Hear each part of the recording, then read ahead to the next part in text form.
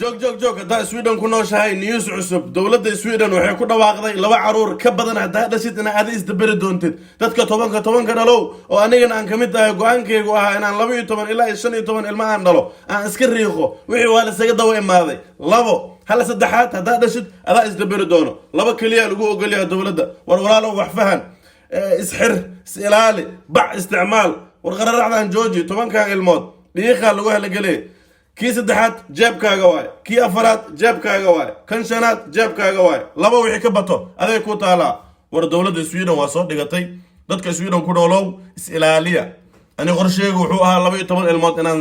ka siiyo oo cunugii bijawaan lacag ku riiqo laakiin waa la isaga daba imaado wixii wax soconaya ma jiraan labo ka badan haddaa dhashid is ilaali intaadan ii soo qorin beelow wax soo akhri wax baraan barwaaqo gaarnee indhaha kala fur بلدكي حالته واحد ماتت